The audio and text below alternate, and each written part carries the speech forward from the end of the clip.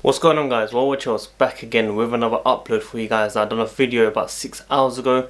I thought, you know what, there's a lot of Chelsea news that I want to be talking about in the last 12 hours. So if you enjoy my content, help out the channel by liking this video. Need as many likes as possible to help this channel grow. Subscribe if you're new here, hit the notification, tune in daily, and comment down below your thoughts and opinions. I did ask if you guys want me to do a live stream tomorrow 4 PM UK time.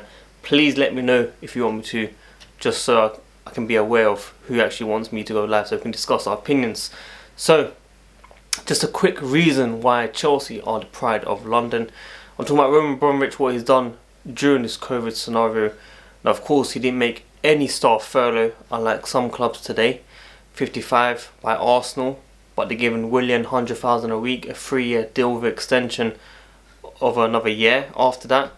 I don't really understand the process behind that, really. It's quite embarrassing. As an Arsenal fan, I'll be very embarrassed of my club right now, personally. We saw Liverpool try to do similar things, Tottenham as well, and I'm just surprised. I'm just genuinely surprised. But Chelsea, on the other hand, signing players, full pay to all the staff, help the NHS, okay? This is why Chelsea are the best club in London. Facts. I don't want to hear anything from anyone. Make sure you guys tell all your rival friends and everyone about these things, because this is serious. This is really, really serious. I'm surprised. I know I shouldn't bring Ozil's wages into it, around 300 to 350,000 a week. It's not his fault. It's the board's fault. I understand that. But imagine you just take 2 weeks of that. It will cover all these guys probably.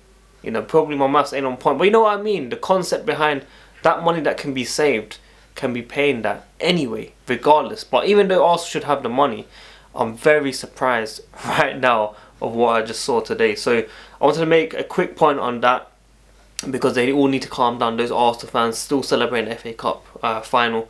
But anyway, let's talk about serious news now.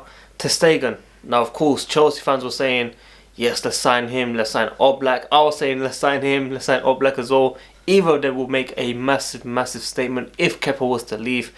Well, we have news today that Ter Stegen has signed a 5-year deal with Barcelona extension. So he'll be staying there for a very, very long time. He did say a couple of weeks ago he wasn't sure about the future. He said he will let us know soon whether he's going to sign a new deal or whether he's going to be looking for a new challenge.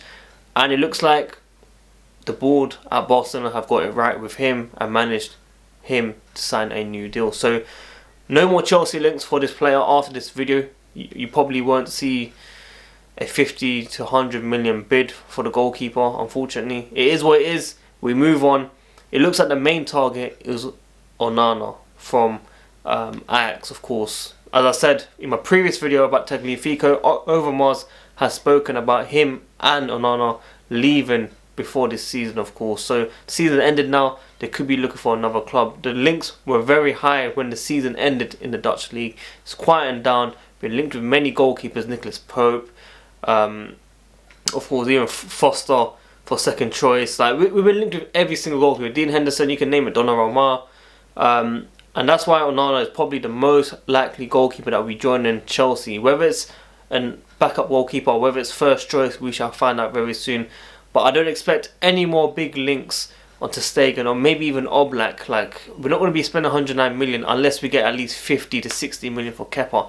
Now his value right now is around 25 million pounds for this goalkeeper. No one's going to spend that. Like Ashko said, not because of quality but because of his form. It just hasn't gone well for him at Chelsea, of course. So we have to be realistic with the moves that we're making.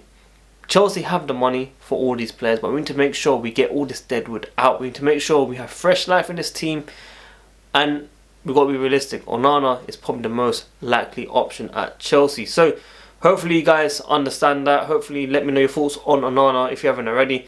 Now, Spanish football expert Alvaro Moreno was talking to Sky Sports from Football Daily, saying that it could happen that Sergio, the left back, Reguilon, hopefully I pronounced it right, could join Chelsea because Real Madrid need to sell. Now, there's a bit of a drawback to it, okay? He's gone and said Chelsea have asked for a loan. They don't want a loan. They want money up front. They want 25 million euros, okay? But they also want to add a buyback clause for later on.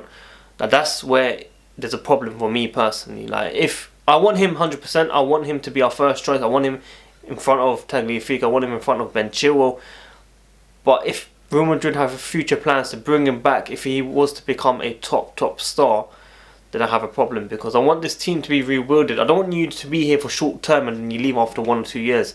I don't want that. I want you to be here long term, which is why Ben Chilwell for me was an investment that we can see him and Reece James on the wings for the next couple of years for Frank Lampard. So that's why we have to be realistic. If we were to sign this player, it has to be on a permanent basis with no contract for future reasonings, okay? I want a straight deal. There's a very good relationship between Chelsea and Real Madrid, because Courtois, Eden Hazard, of course, even Alvaro Moreno, right?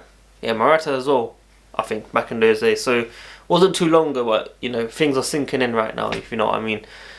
So, we have a very good relationship. Chelsea want him on loan. Real Madrid want to say no. They want money up front, but they want to add a buyback clause later on as well. So for me, it's a big no. Hopefully Chelsea can get out of that and sign this player. If not, it looks like Ben Chilwell. I'm still sticking with the 40 to 50 million pounds for this player, okay? I don't want to see anywhere near the 70, 80 million pounds for Ben Chilwell. No way, Jose, okay? No way I want to see this happen, ever, okay? So, those are your main two topics. I don't want to speak about too much on Kai Havertz, but we do have more information from Dean Jones from the Bleacher Report, saying that there is an expectation that Kai Havertz will join Chelsea as soon as Bayer Leverkusen's Europa League campaign is over. My man Nunes Talks Football straight away quoted that, saying, Rangers, you know what to do.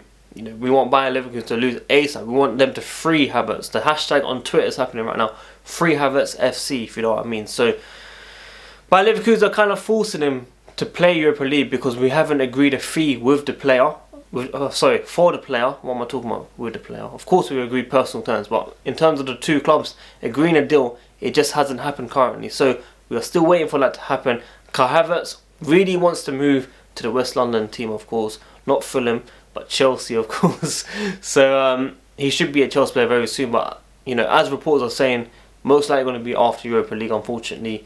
When does the Europa League actually end? I don't even know when it ends. It probably ends in like 2 or 3 weeks' time. It needs to be ended ASAP, because when he joins, we want Kai Havertz to be training with the first team squad. We've seen Werner, we've seen Hakim Ziyech training very, very hard.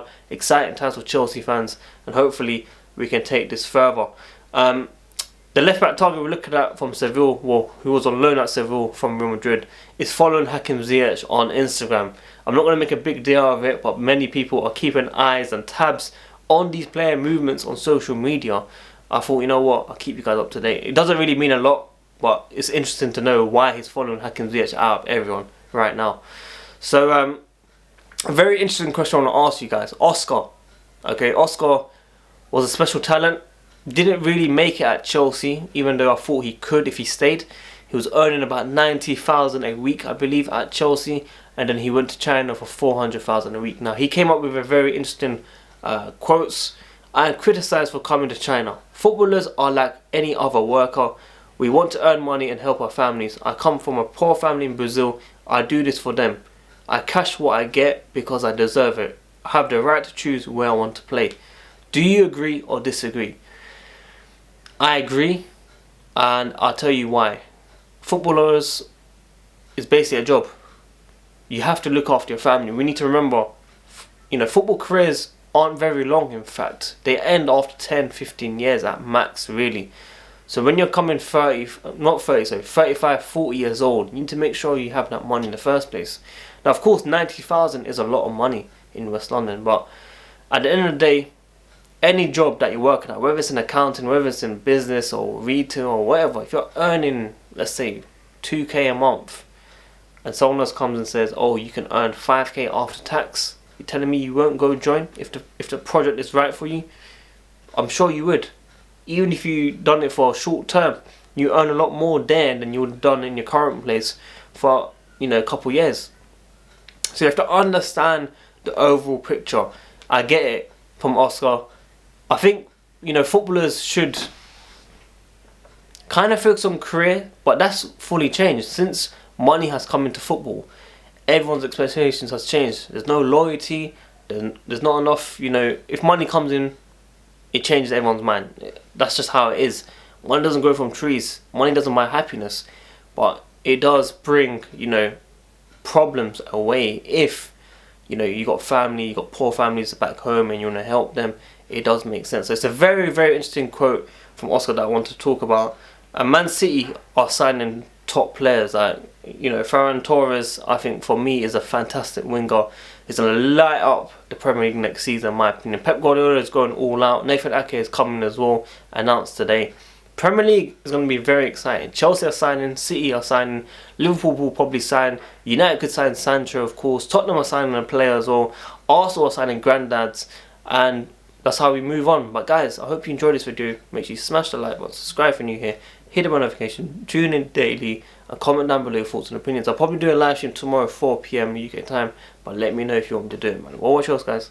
I'm out. Peace.